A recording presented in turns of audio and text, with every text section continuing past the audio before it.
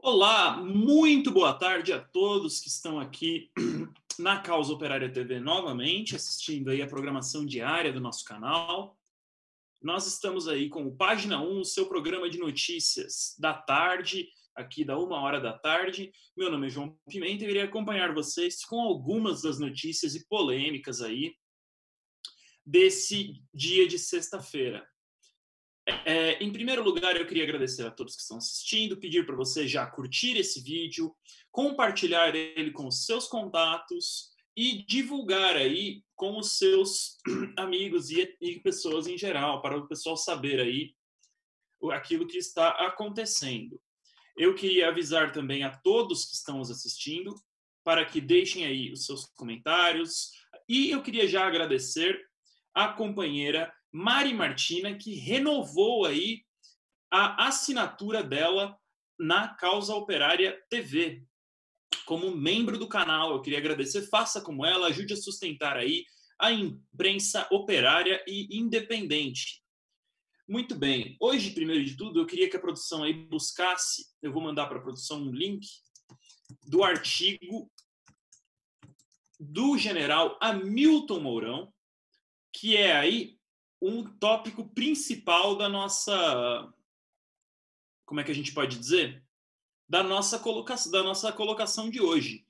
O Mourão, ele escreveu uma matéria na famosa coluna Opinião aí do jornal Estado de São Paulo, que já teve aí entre os seus colunistas várias das principais pessoas da burguesia, como Fernando Henrique Cardoso, e em alguns momentos chegou até a virar uma página de debate sobre o problema da intervenção militar.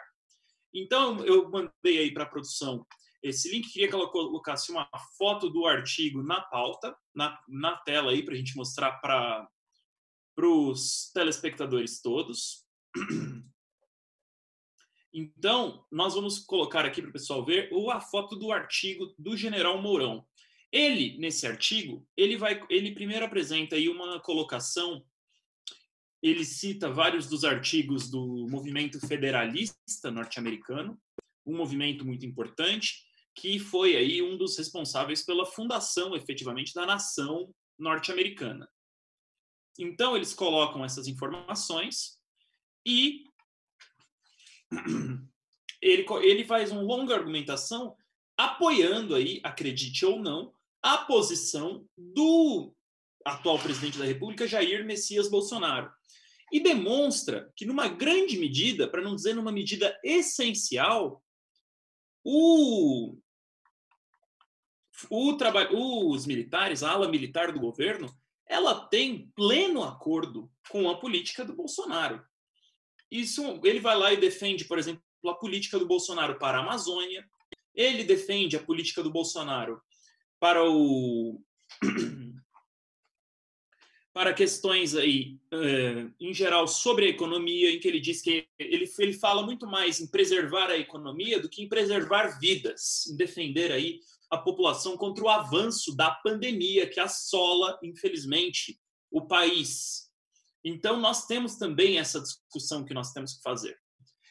O artigo do Mourão coloca claramente que existe um consenso entre as Forças Armadas para forçar uma abertura. E essa política, até agora, não foi modificada. E ele defende o Bolsonaro. Em resposta a vários setores da burguesia, etc., que não são militares, vieram tentar diminuir o impacto aí desse verdadeiro endosso que eles fizeram ao Bolsonaro, mas fracassaram. Está colocado aí que a burguesia é pró-Bolsonaro. A burguesia e as Forças Armadas, eles são contra o fora Bolsonaro nesse momento, e, portanto, o fora Bolsonaro vai ter que passar por cima dos militares. E nós vamos explicar o porquê do problema disso daí no final do programa. Bem, à medida que a gente falou aqui que eles são muito preocupados com a economia, eu queria dar alguns dados aí sobre o problema da economia. Primeiro, saiu o PIB de março. Atrasado, nós estamos já em maio. E o PIB de março diz que a economia retraiu 5,6%. Estamos ainda para ver o quanto a economia retrairá ao final aí no final do mês de abril e no final, é claro, do mês de março, onde a quarentena aí foi levada ao maior nível. Isso daí, nós temos que ver o impacto econômico. É importante dizer que 5,6% de retração mensal é raro. Agora, se isso terminar no ano, vamos lembrar que o governo federal já ajustou aí o PIB deles, a previsão do PIB desse ano de 5,6 era 0,2 no começo da pandemia, eles estavam esperando um crescimento de quase zero, e agora a expectativa de crescimento do governo Bolsonaro para o Brasil é de apenas 4,9% no final deste ano. Então, nós temos aí uma situação muito complexa mesmo, para os trabalhadores aí para os trabalhadores em geral, porque o desemprego também, junto com essa retração recorde, ele está galopante. Em 17 das 25 unidades federativas foi registrado um aumento da quantidade de desempregados. E, é claro, eu queria colocar aqui a reação da burguesia a esses dados econômicos. A primeira reação da burguesia foi a declaração aí do ministro Paulo Guedes, em que ele coloca a necessidade da privatização do Banco do Brasil. Ele diz em uma reunião, revoltado, falando que é preciso privatizar logo do Banco do Brasil. A gente censura aqui o palavrão, mas todo mundo pode conferir aí na internet. Ele coloca essas questões como já entrando aí na polêmica. A burguesia vai pegar e vai despejar nas costas do trabalhador o peso da crise econômica. E esse despejo vai se dar, sim, na forma de um ataque aos trabalhadores e às suas estatais, às suas organizações, as coisas que garantem aí a qualidade de vida do brasileiro. É importante lembrar que o Banco do Brasil é o maior banco nacional e, ainda por cima, ele é um banco que, em vários lugares, é o único banco que atende uma determinada cidade. Se você for no interior do Nordeste, às vezes até no interior de São Paulo, você não encontra uma agência, por exemplo, do Banco Itaú, ou do Banco Santander, ou do Banco do Bradesco, ou às vezes nem da Caixa Econômica Federal. Então, em vários lugares, o único acesso da população à rede bancária é através do Banco do Brasil. Então, a privatização do Banco do Brasil necessitaria do fechamento de agências para aumentar o lucro, porque muitas vezes essas agências elas não dão lucro suficiente, porque a cidade é muito pequena, o comércio é fraco, tudo, mas elas cumprem um fator essencial para a vida dessas pessoas que têm acesso à rede bancária exclusivamente através dessa agência de banco. Então, a privatização do Banco do Brasil levaria a um sucateamento do banco, para começar, e, é claro, a reversão de várias políticas do banco em relação a taxas de juros de empréstimos e de outras coisas, que é notório que nos bancos públicos, não só o Banco do Brasil, é muito mais baixo que nos bancos privados. Então, o trabalhador iria sofrer e muito com essa situação do Banco do Brasil, se ele fosse privatizado. Bem, então nós temos aí algumas notícias econômicas. Eu queria ir colocando algumas notícias também já da questão mais, como é que a gente pode dizer? Da questão aqui do coronavírus. Nós temos uma situação em que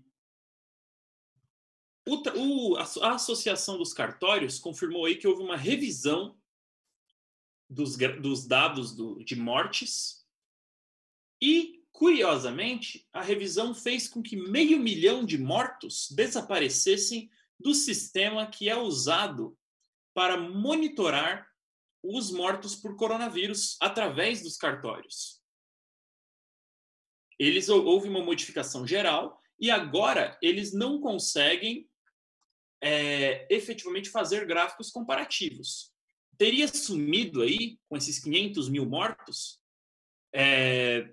teria sumido mais de 11% de todas as pessoas que morreram de janeiro de 2015 a abril de 2020. O Rio de Janeiro foi o mais afetado, diga-se de passagem, em que 70% das pessoas que morreram em 2016, 17 e 18 desapareceram do sistema. Então, fica aí a colocação. Um companheiro aí que estava acompanhando a coisa no projeto, num projeto no Twitter, o projeto 7CO, que é um projeto aqui que no site deles eles dizem projeto em código aberto que tem como objetivo garantir que as postagens deletadas por atores políticos em ambientes públicos possam ser recuperadas.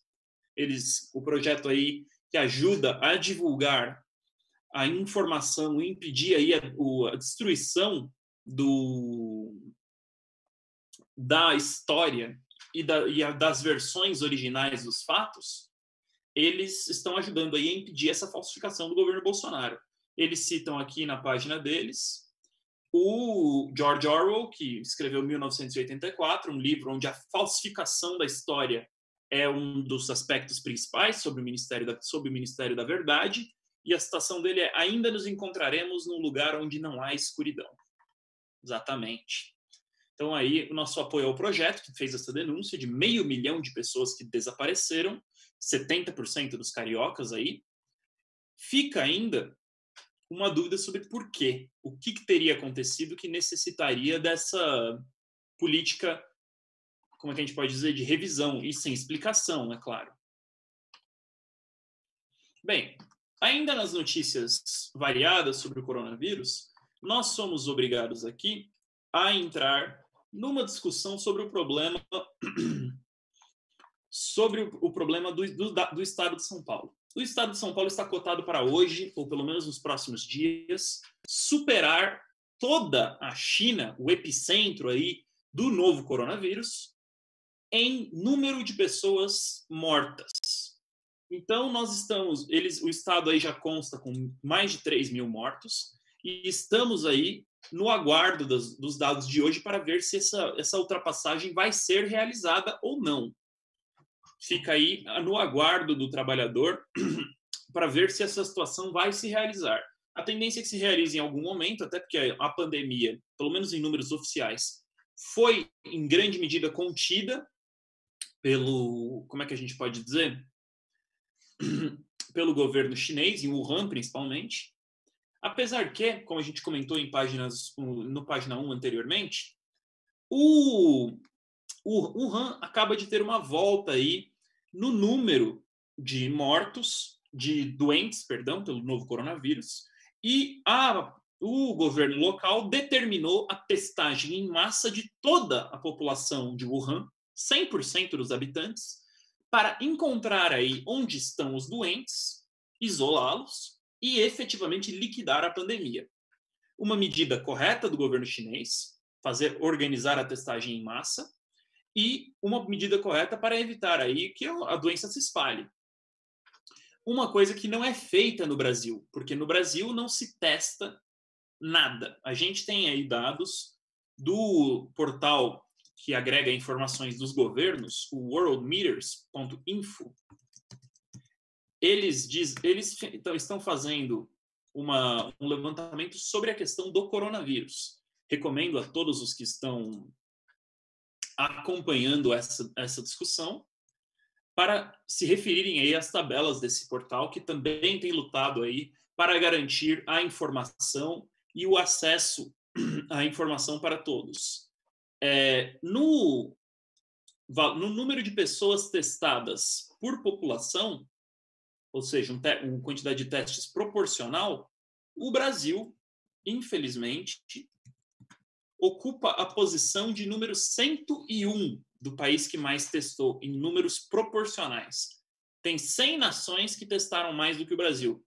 Nós temos aí o Gabão, o Nepal, a Tunísia, Vietnã, Belize, Jamaica, o Paraguai, o Zimbábue, o Marrocos e mais uma quantidade de nações dos mais diversos continentes, seja da África, da Ásia, da América Latina, e não só os países imperialistas, que têm sim mais dinheiro e mais condições de fazer. Até o Afeganistão testou mais proporcionalmente. Mas em testes totais, o Brasil, que é um dos maiores países do mundo, ele não ocupa uma situação muito melhor. Se nós formos classificar aqui por testes totais, infelizmente, o Brasil ocupa a posição de número, pegando aqui, 13. Ele teria realizado aí 700 mil testes nessa altura do campeonato. Perde para a Austrália, para a Turquia, para a Índia, para os Emirados Árabes e para a Rússia, que é um país que testou aí quase 10 vezes mais que o Brasil e tem uma população bem menor do que a nossa. Então, nós colocamos aqui uma crítica à política de testes do Brasil. O Brasil, inclusive, testou quase o mesmo número de pessoas que o Irã, que tem uma população também bem menor do que a do Brasil. Muito menos do que a Coreia do Sul. Ele testou mais ou menos o mesmo número, que a Coreia do Sul. Então, nós ficamos aí sem saber onde estão os nossos doentes, por exemplo, a discussão nesse momento sobre leitos de UTI que faltam, em São Paulo, por exemplo, na capital, a lotação era de 89% há alguns dias atrás. Isso é uma discussão que precisaria ser feita. Quantos leitos o Brasil precisa para que ninguém morra por falta de leitos? Essa discussão teria que ser feita baseada no número de doentes. Só que o número de doentes é fantasioso nesse momento. Não há como saber o número de doentes. Então, a política de testagem em massa aplicada na China está correta, tem que ser replicada no Brasil. Mas o governo, como a gente viu pela declaração do ministro Paulo Guedes, está mais preocupado em privatizar o Banco do Brasil, em fechar as contas, do que proteger a população do avanço aí da pandemia. Bem, eu vejo aqui que os companheiros já estão querendo comentar a notícia do dia. o comentário, a situação aí do ministro Nelson Taik, que pediu demissão do Ministério da Cultura, é o segundo ministro aí a cair na cultura em um mês, depois do ministro Henrique Mandetta. Vamos ver aí daqui a pouquinho o problema do Nelson Taik, mas nós temos mais algumas questões antes disso. Bem, a gente, rapidamente, antes de passar para a próxima notícia, eu queria pedir aqui para os companheiros que estão assistindo curtirem o vídeo e se inscreverem no canal para receberem as nossas notificações e fortalecer a Causa Operária TV, compartilhar com seus amigos e companheiros aí e acompanhar os outros programas de hoje da Causa Operária TV. Nós teremos ainda hoje o programa Análise Internacional com Rui Costa Pimenta, às 14 horas. Às 19, o Cineclube Luiz Buñuel vai ao ar. Às 20h30, vocês acompanham o Resumo do Dia, o programa de notícias da noite da Causa Operária TV, com o companheiro Antônio Carlos Silva. Hoje vocês já acompanharam aí o Primeiras Notícias, a retransmissão aí do programa Marxismo número 26, o Reunião de Pauta, o seu programa de notícias aí da manhã, o Universidade Marxista, a coluna da companheira Natália Pimenta, o Panorama Brasil, e agora vocês estão acompanhando o Página 1. Então, vejam aí a grade da Causa Operária TV. E nós estamos publicando um número aí de programas cada vez maior. Bem, vamos lá. A notícia principal aí do dia é a questão da saída do ministro Nelson Taik. O ministro da Saúde Nelson Taik. Nós temos aí a saída dele, ele pediu demissão. Dizem os jornais, informação que não pode ser comprovada, que ele saiu por conta da discordância em relação ao problema da pandemia e em relação ao problema da cloroquina. O Bolsonaro está tentando empurrar goela abaixo a cloroquina como remédio aí para o coronavírus, apesar de que extensivos estudos foram feitos em outros países e relataram que o remédio não causa aí uma melhora substancial nos quadros de coronavírus. O índice de mortalidade dos pacientes tratados com o remédio, infelizmente, não foi menor do que o índice de mortalidade de pacientes que não receberam este remédio. Então, os estudos aí de várias pessoas indicam a ineficácia aí da medicação. No entanto, nós temos aí que acompanhar a comunidade médica para ver se isso vai ou não causar vai mudar, se vai ter novos desenvolvimentos. No entanto, essa discussão está sendo modificada aí por conta da questão dos militares. Os militares têm aí entrado na discussão da saúde, dizem as más línguas, principalmente da imprensa burguesa, que o ministro Taik ele era em grande medida um ministro decorativo, que não tinha poder real e estava sendo, na verdade, um testa de ferro para um general que estava ocupando um cargo-chave no Ministério da Saúde. Então, nós ficamos aí com essa questão. Ao mesmo tempo, a saída do ministro Taik pode indicar um avanço da política do Bolsonaro em relação à abertura. Nós temos aí que discutir esse problema, colocá-lo como uma questão essencial, porque se o ministro saiu, nós temos que ver se ele não está saindo por conta da política do Bolsonaro, que pode ser lançada nos próximos dias, de abertura. Fica aí o nosso comentário sobre isso. Talvez haja, sim, uma abertura cada vez maior e o ministro saiu para possibilitar essa abertura. Bem, outras questões aqui, um último ponto para a gente comentar, é o problema da unidade popular. O partido recém-fundado aí, Unidade Popular, que é um agrupamento de grupos de características stalinistas, eles formaram um partido legalizado e, recentemente, eles entraram com um pedido no Ministério Público para como é que a gente pode dizer?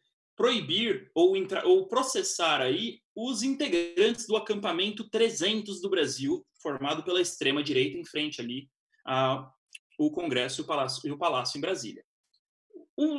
A colocação deles é de que isso seria antidemocrático, etc.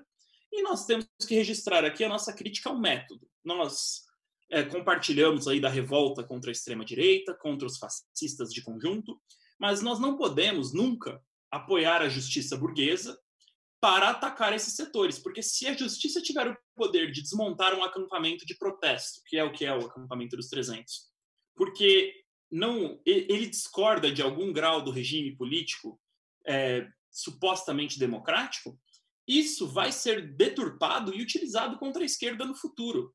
Vamos lembrar aí do acampamento que foi feito em relação à prisão do Lula, que os companheiros fizeram um acampamento, inclusive greve de fome. Vão proibir isso também da vigília feita na frente da Polícia Federal em pedido da liberdade do companheiro Lula. Se nós damos ao judiciário o poder de definir quem pode ou não se manifestar, nós damos ao judiciário o poder de censurar a esquerda, os trabalhadores e as classes populares. E, nesse sentido, a gente tem que se colocar frontalmente contra essa proposta aí dos companheiros da Unidade Popular. Não se pode dar esse tipo de poder aos inimigos do povo, que são o judiciário. Bem, eu queria aqui agradecer a todos os companheiros que estão assistindo Página 1, agradecer ao companheiro Tovares Carneiro, a Monique FC, o Carlos Adustos, a Cristina Gregório, a Renata Diniz, a Silvia Mirro, o Carlos Adustos, de novo, perdão, a Maria Fernanda Curti, a Irma Lula Jazewski, o Francisco Muniz e, é claro, a Elizabeth Novi e todos os outros que acompanham aí o Página 1 de hoje. Bem, o companheiro Alberto Valência aqui se manifesta falando nada de censura. O Ricardo A. denuncia que o Dória, que está tentando capitalizar com as mortes no coronavírus, e liga ele à questão da frente ampla, que é uma verdade. Em vários lugares a esquerda propõe uma aliança com setores que inclusive apoiaram o golpe, apoiaram aí a prisão do Lula e não tem uma política que, no fundamental, é diferente da política do presidente golpista Jair Bolsonaro. Bem, companheiros, eu queria agradecer aí todos os companheiros que assistiram, pedir que vocês acompanhem daqui a pouco o Análise Internacional com o companheiro Rui Costa Pimenta, e o Página 1 vai lhes deixando por aqui, e até a próxima.